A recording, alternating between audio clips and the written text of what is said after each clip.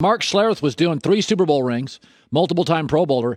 He was doing the Seahawks-Niners game yesterday, which I watched and listened to, and he's now joining me from his basement where he is watching film because he told me when you do a game, you got to catch up Monday morning before you come on this big barnyard musical called The Herd. You got to catch up on all your game tape.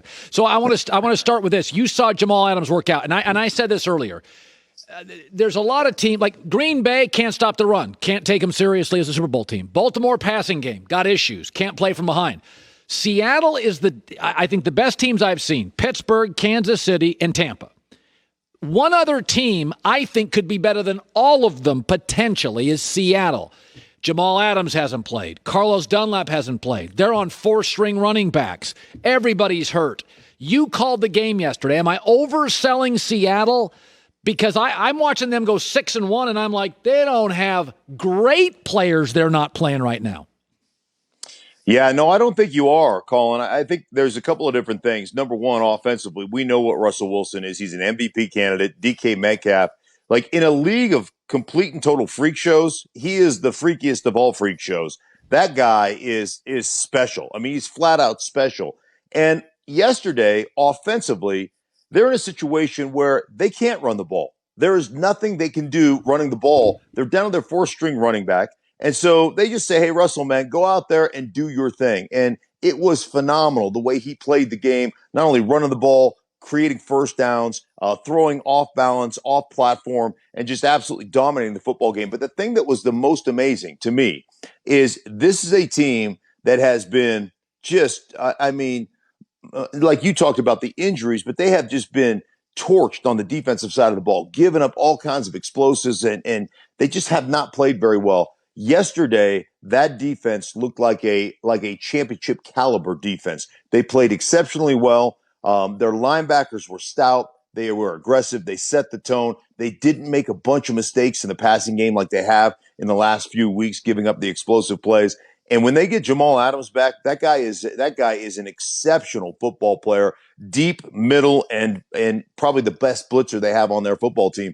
They when they rectify the defensive side of the ball, which they went a long way to doing yesterday, that team has a chance to be a Super Bowl contender or a Super Bowl winner. Mark Schlereth joining me, Redskins, Broncos. So I was talking to Trent Dill for an hour and a half ago about this a little bit. I said, there's a lot of things you can correct in a season. Like you can go acquire somebody at the deadline. Mm-hmm. Seattle did that with Carlos Dunlap. But I don't know if you can take a finesse team and make them physical in 8 weeks. And I watched Green Bay yesterday, and Dalvin Cook, it's not that he ran. They didn't even feign passing. They 14 attempts for Kirk Cousins. Mike Zimmer didn't even let Green Bay think he was interested in passing. And they ran the ball at will with one guy over and over and over. I mean, can you go from that defense to special in 8 weeks? I mean, I don't know if you can in Green Bay. Well, here's the thing. Like, think about the way Green Bay operates as an offense. And, they're an offense that wants to throw the football, and it's Aaron Rodgers, and we're going to air it out. And I know they run the ball, but they run the ball because, why? Because you have number 12 back there orchestrating, right?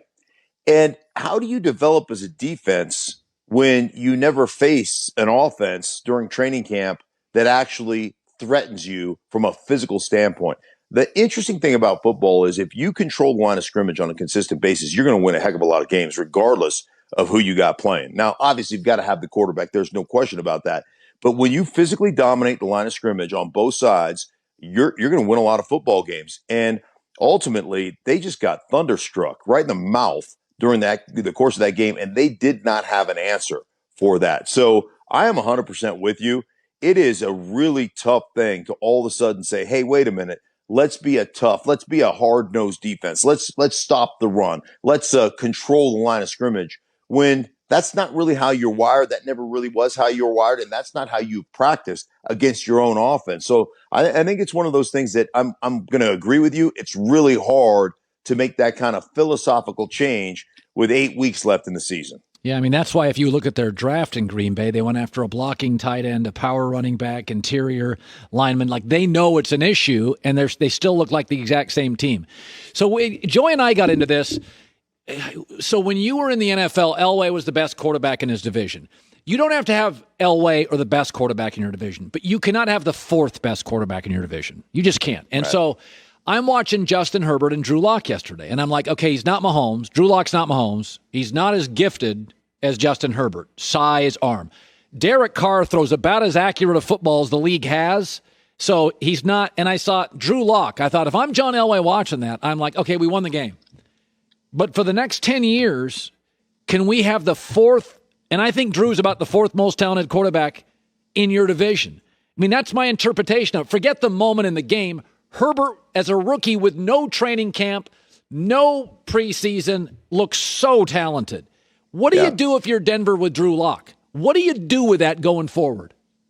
Well, I mean, you're going to have to hope that you can continue to develop him, because at this point you're winning games, and it's not like you're in the sweepstakes for one of the top quarterbacks in the national in the draft, whether it's Fields or or the kid from Baylor, Clemson. So, I mean, to me right now, you're kind of in that mode where you've got to develop your guy. Hey, Drew's a very talented player. There's no question about that. But yesterday's game looked to me, Colin, like it was one of those situations where I had visions of Tim Tebow playing in Denver, where it was 3.5 quarters of absolute dreck and 10 minutes of brilliance, right? And you can't win like that. I mean, I cannot throw away what I've seen for 7 straight quarters because he had one good quarter. Right. So that frightens me a little bit, but there's no question the talent is there. There's no question that he's got some great upside.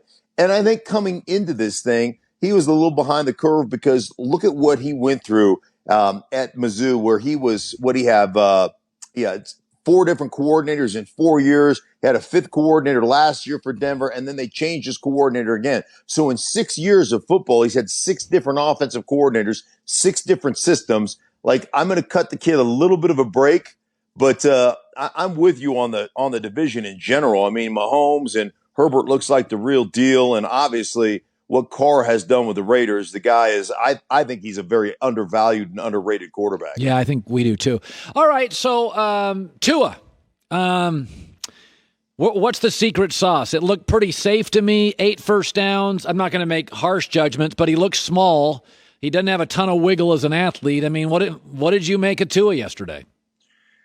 I looked at it like a guy that was just managing the game and trusting that defensively and special teams were going to bail them out, which they certainly did. Offensively, they really did nothing. And given against a good Rams defense with one of the best players, or the best player, in my opinion, in Aaron Donald. But, protecting Tua, I think that was a big part of the game plan going in, is get his feet wet, but protecting. He made some really nice throws. Occasionally a couple of really good throws, but for the most part, it was pretty mediocre. Just don't turn the ball over is what it looked like to me. Don't turn the ball over. We're going to be okay.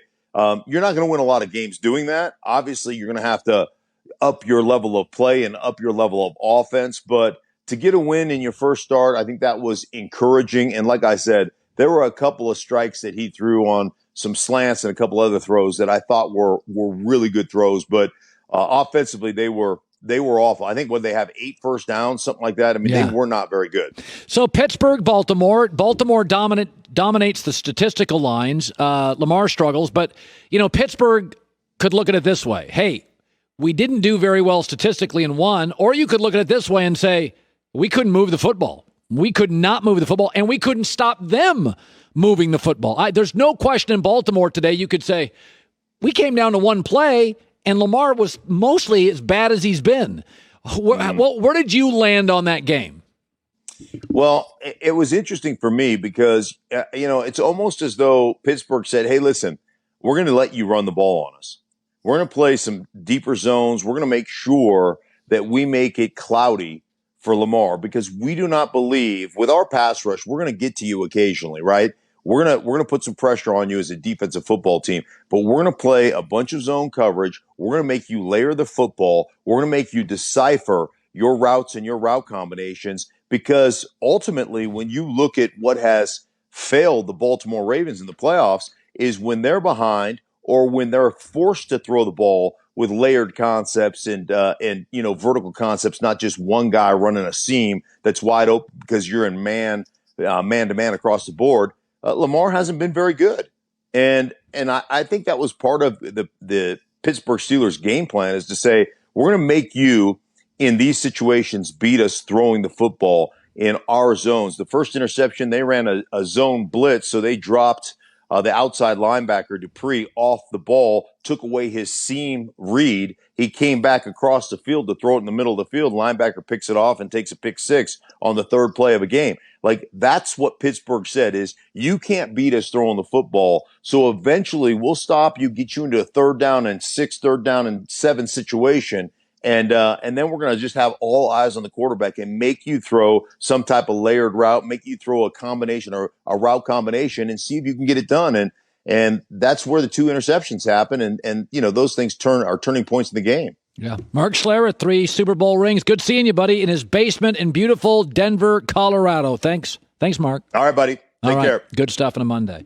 Hi, everybody. Thanks for watching. Subscribe here to get the latest from the show. Also, be sure to check out more of the best clips from The Herd, or go watch a few segments from other shows on FS1.